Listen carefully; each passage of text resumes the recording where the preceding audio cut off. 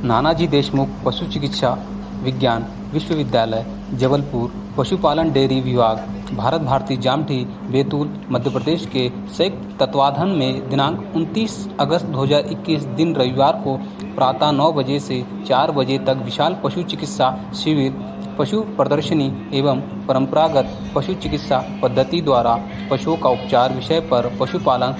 इस कार्यक्रम में माननीय बैतूल हरदा लोकसभा क्षेत्र के सांसद श्री दुर्गादास उइके, डॉक्टर सीता प्रसाद तिवारी कुलपति नानाजी देशमुख पशु चिकित्सा विज्ञान विश्वविद्यालय जबलपुर, डॉक्टर आर.के. मेहिया संचालक पशु चिकित्सा सेवाएं मध्य प्रदेश शासन भोपाल, डॉक्टर उमेश चंद्र शर्मा अध्यक्ष पशु चिकित्सा परिषद नई दिल्ली, श्री मोहन नागर संचालक मंडल सदस्य नानाजी देशमुख विज्ञान विश्वविद्यालय जबलपुर, श्री भूतपाल सिंह ठाकुर जनजाति शिक्षा के राष्ट्रीय सह संयोजक, स्थानीय जनप्रतिनिधि एवं क्षेत्र के पशुपालन उपस्थित रहे। इस कार्यक्रम में विश्वविद्यालय के 35 अधिष्ठातागण, संचालकगण एवं विषय वस्तु विशेषज्ञों तथा स्नातक स्नातकोत्तर छात्र छात्राओं की उपस्थिति रही। इसमें पशुपालकों के पालतू पशुओं, गंभीर रोगों से पीड़ित बांझ पशु एवं शल्य क्रिया के पशुओं को शिविर में उपचारित किया गया। इसी के साथ साथ विभिन्न पशु चिकित्सा एवं पशुपालन महाविद्यालय, मत्स्य विज्ञान महाविद्यालय एवं पशु विभाग द्वारा प्रदर्शनी का भी आयोजन किया। इसमें जिला बैतूल एवं समीप जिलों के पशुपालक उपस्थित हुए।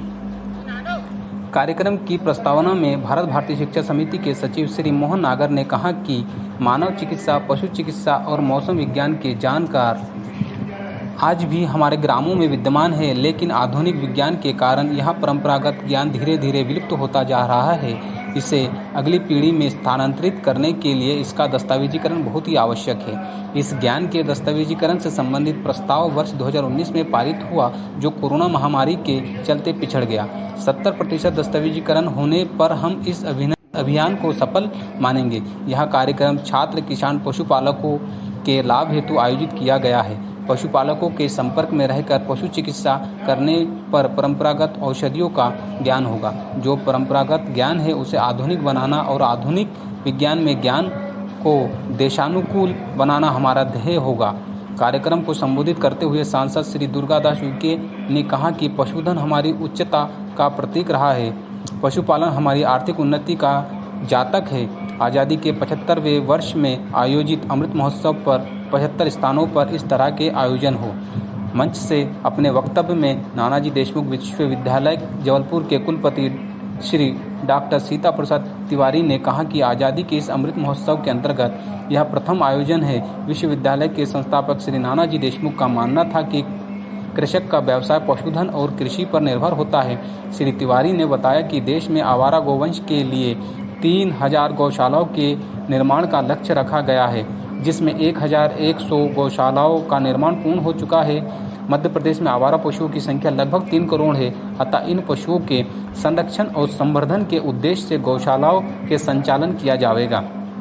इसी के साथ कृत्रिम गर्भाधान से नवीन नस्ल की तैयारी, बीमार पशु की चिकित्सा, गौवंश संवर्धन और पंचगव्य से निर्मित उत्पाद की मात्रा बढ़ेगी, जिससे रोजगार के अवसरों में बढ़ोतरी होगी। श्री तिवारी ने पशुपालकों को संबोधित करते हुए कहा कि पशुओं के उपचार में एलोपैथी दवाइयों पर पशु की कीमत से अधिक खर्च हो जाता है। इससे पशुपालन पशुधन को अपनाने से कतराने लगते हैं। इसके स्थान पर आवश्यक है कि पारंपरिक और प्राकृतिक चिकित्सा पद्धति अपनाई जाए तो बहुत ही मितव्ययी है और इसके उपजानकार ग्रामीण क्षेत्रों में आसानी से उपलब्ध हो जाते हैं और साथ ही इन इलाजों का दस्तावेजीकरण हो, जिससे आने वाली पीढ़ी को भी लाभ मिले। पशुधन आय का सबसे बड़ा संसाधन है। बैतूल जिले में पशुधन की अधिकता भी है, अतः यहाँ के भूमिहीन किसान स्व सहायता समूह के माध्यम से बकरी पालन, मुर्गी पालन, मत्स्य पालन आदि व्यवसाय करके अपनी आय बढ़ा सकते हैं। पशु चिकित्सा परिषद नई दिल्ली के अध्यक्ष डॉक्टर उमेश चंद्र शर्मा ने इस अवसर पर कहा कि श्री नानाजी देशमुख ने कहा था कि मुझे ना तो ईश्वरीय पद चाहिए और ना ही कोई सुख चाहिए, मुझे दुख में जीवित पशुओं की पीड़ा का उपचार चाहिए। भारत में 32 करोड़ लोग दूध के व्यवसाय पर आश्रित हैं। ऐसे में दुधारियों और अन्य पालतू पशुओं की देखभाल एक बड़ी जिम्मेदारी है। हमने इनकी अनदेखी की तो भारत के वैभव में कमी आएगी। इस क्षेत्र में पारंपरिक ज्ञान यदि वैज्ञानिक रूप से लाभकारी हो तो उसका उपयोग अधिक से अधिक करें।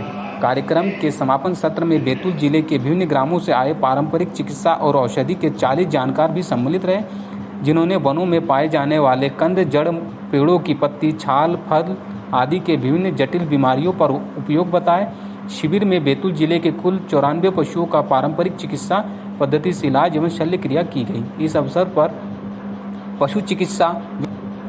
पशु चिकित्सा विश्वविद्यालय जबलपुर, रीवा मत्स्य विभाग जबलपुर, भारत भारती गौशाला के द्वारा प्रदर्शनी का आयोजन किया गया। इस प्रदर्शनी से पशुपालन किसान, विद्यार्थी, व्यापारी आदि सैकड़ों लोग लाभान्वित